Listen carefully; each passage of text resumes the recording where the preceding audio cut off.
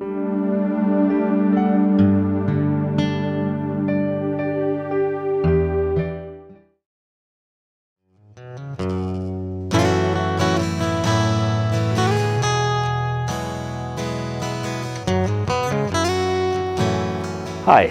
I'm John McNeil with Sound Home Inspections.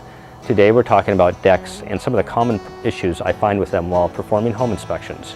Decks are a great way to expand your living space and take advantage of the outdoors.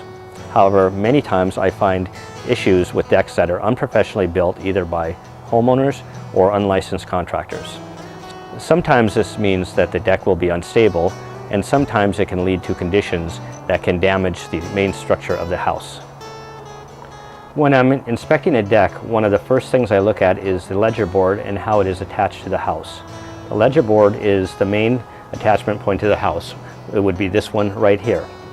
It should be bolted to the house with leg bolts at least every joist bay. However, some jurisdictions require 2 bolts 12 inches on center.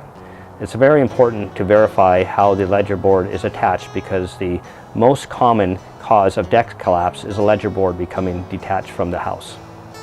In this house, I'm unable to see the bolts because there are blocks applied.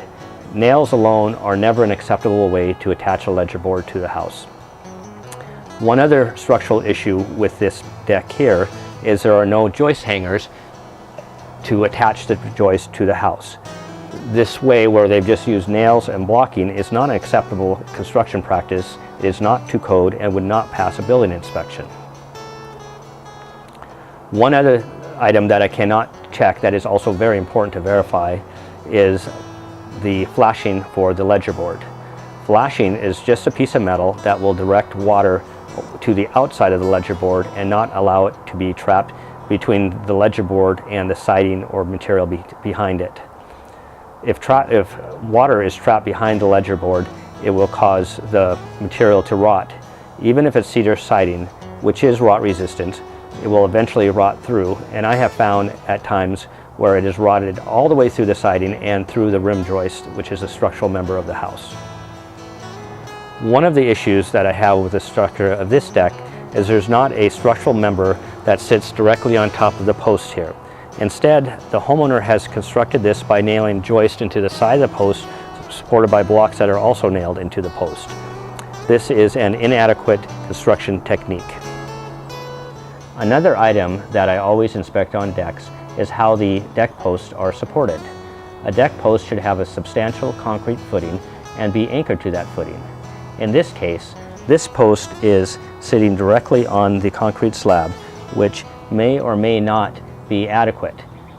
In this case, it does not appear that there is any settling, so it is likely that the concrete slab is substantial enough for the deck. I am unable to determine how the deck is anchored to the concrete footing as there is decorative trim applied to the base of the post.